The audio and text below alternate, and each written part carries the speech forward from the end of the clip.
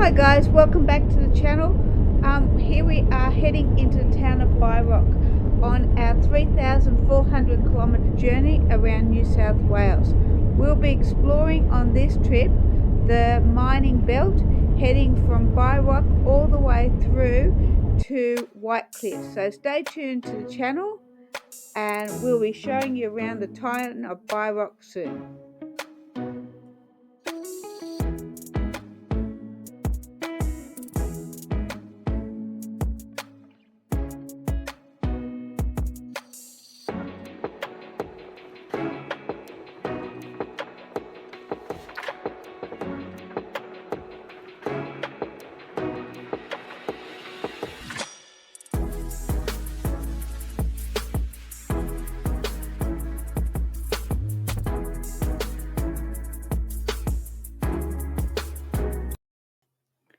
So this is the town of Byrock.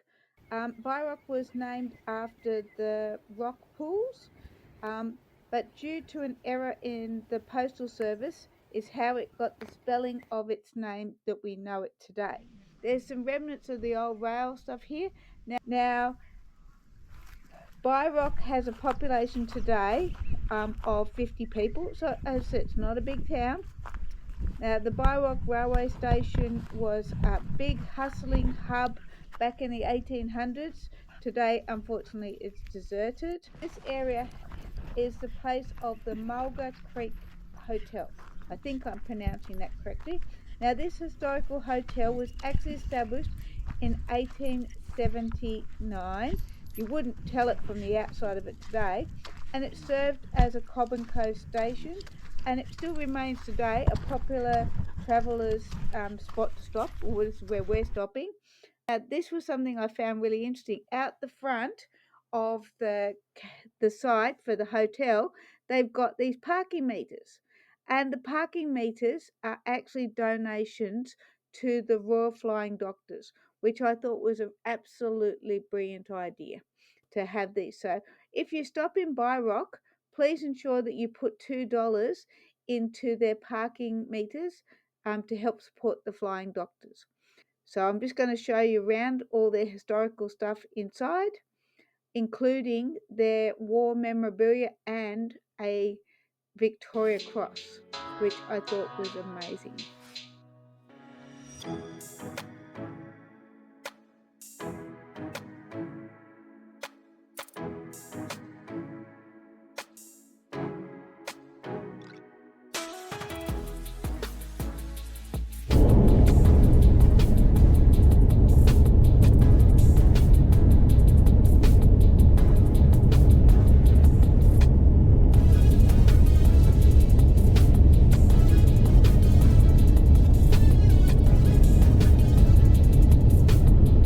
Well guys, we had planned to stay at Glen Hope Bush Camp at Cobar, which is just outside of Cobar, and it's basically a farm with a donation. It's dog friendly and nice spot. We found it on Wikicamps and there was a really excellent reviews.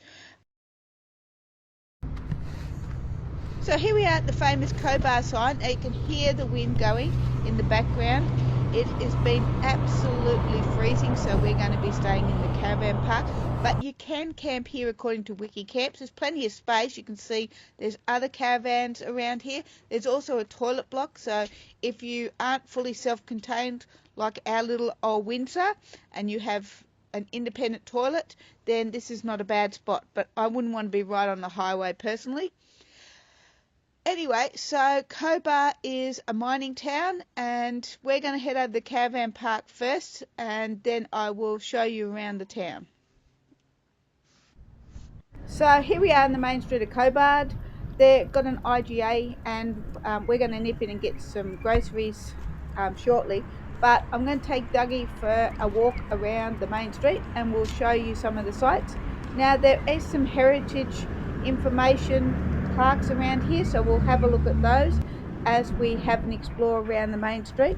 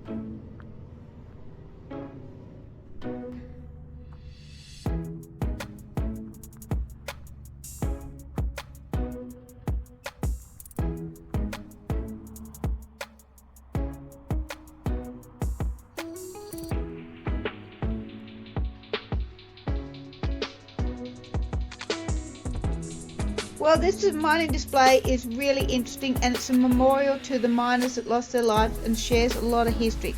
But it's really starting to get dark here, guys, so we're going to head into the IGA, pick up some stuff, and then head back to the caravan park. So we'll show you some more of Cobar tomorrow.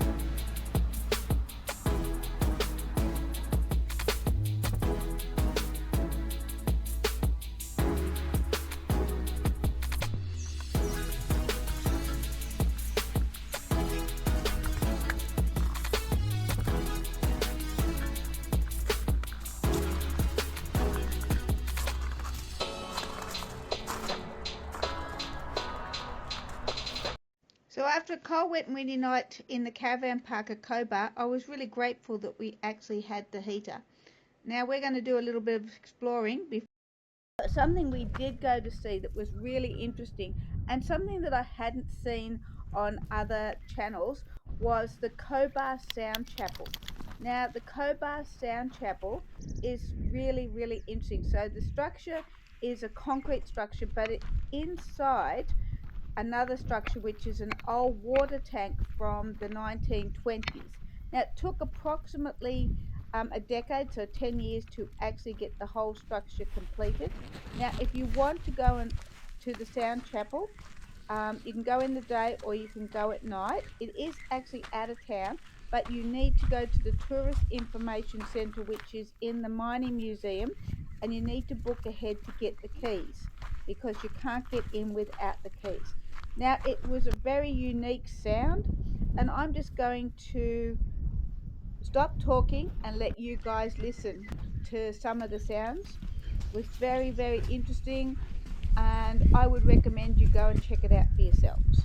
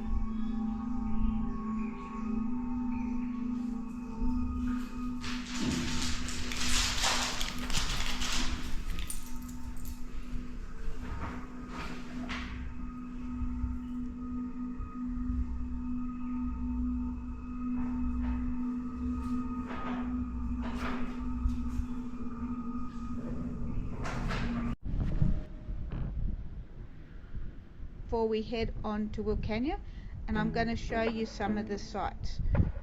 We didn't get to see everything, but this is a few interesting bits that I thought I would share.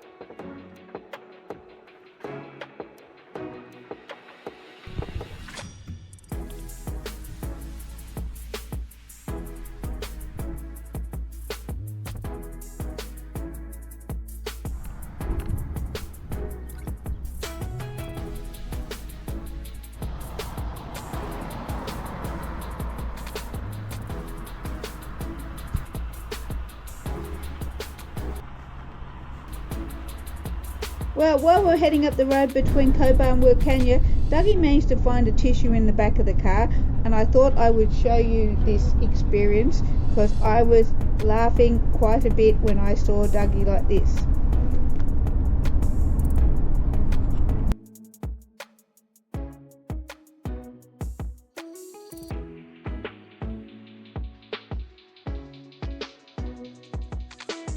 So we're just coming into the town of Wilcannia, guys, where we're going to be stopping for lunch. This is 260 kilometres on our journey since we left Cobar. Now, Wilcannia is on the Darling River, and in its heyday in the 1880s, it had a population of about 3,000 people. These days, it's got a population of about 600 people, but it's looking quite nice, and I'm looking forward to getting out, having a walk around, having an explore with Dougie, seeing what Wilcannia has to offer.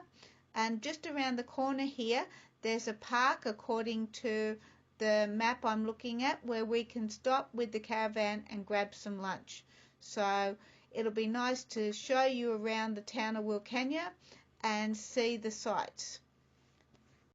So this park that we've stopped at in Wilcannia is right on the Darling River in a street called Reed Street. Now, across the road from where we have parked, there is also a cafe that sells really nice coffee. There's also toilets and other facilities here in the park, but we're going to have a explore along the river while we take Dougie for a walk.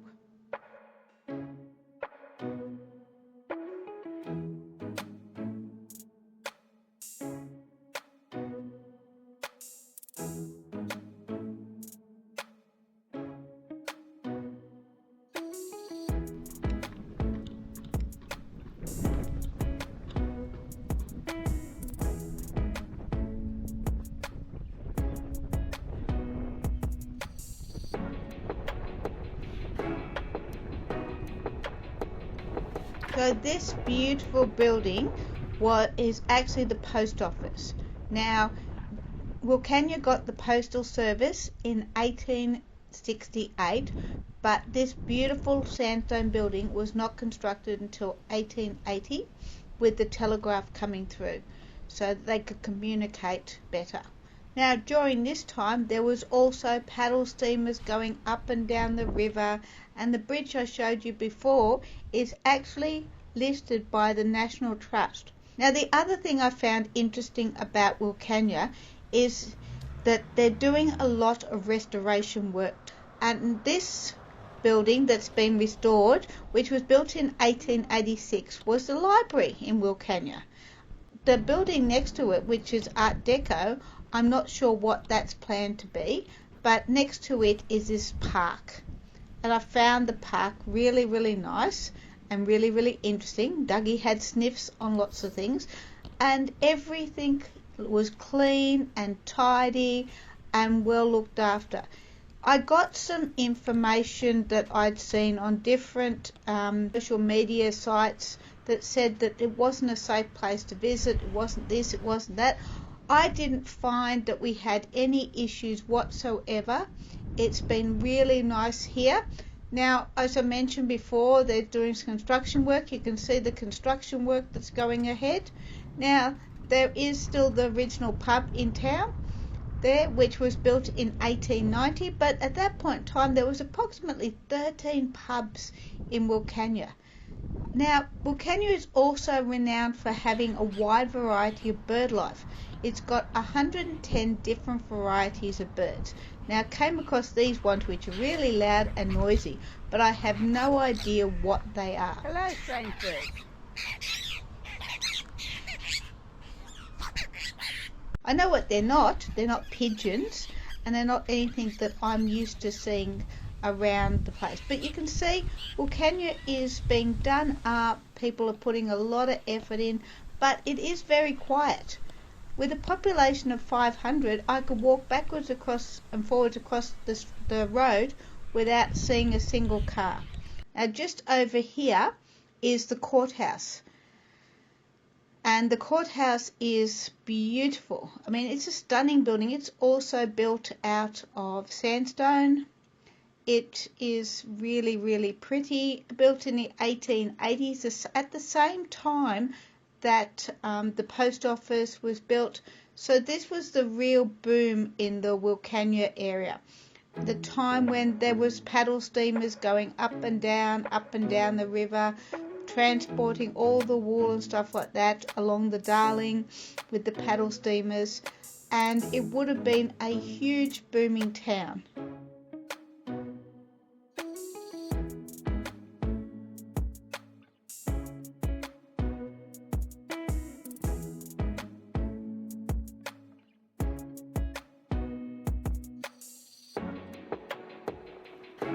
So these are the red-tailed black cockatoos, which live around the Darling area. They're actually classed as a vulnerable species of bird, and this is due to the fact that they nest in hollows of mature river gum trees. While the paddle steamers are long gone from travelling down the Darling River, the Darling River is still the third longest river in Australia and is still the lifeblood to the outback of New South Wales, with many country towns relying on its water that mostly comes from Queensland.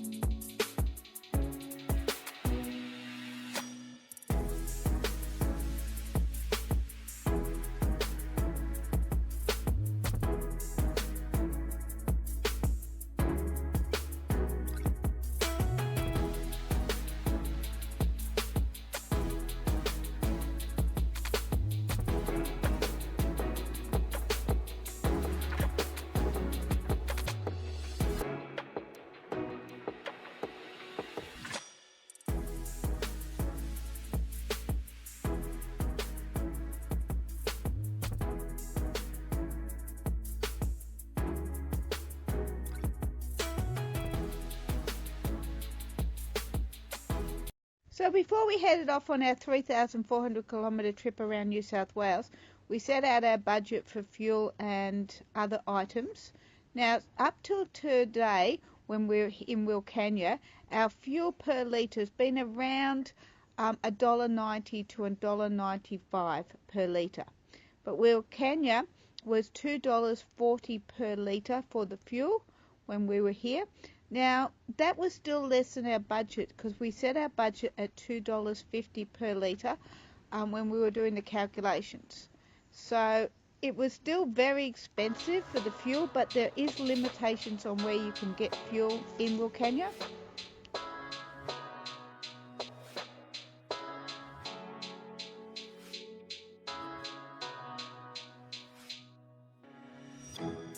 Well guys, we're just about in the town of White Cliffs now, which is a big opal mining area, and we're going to be spending a few days exploring this area.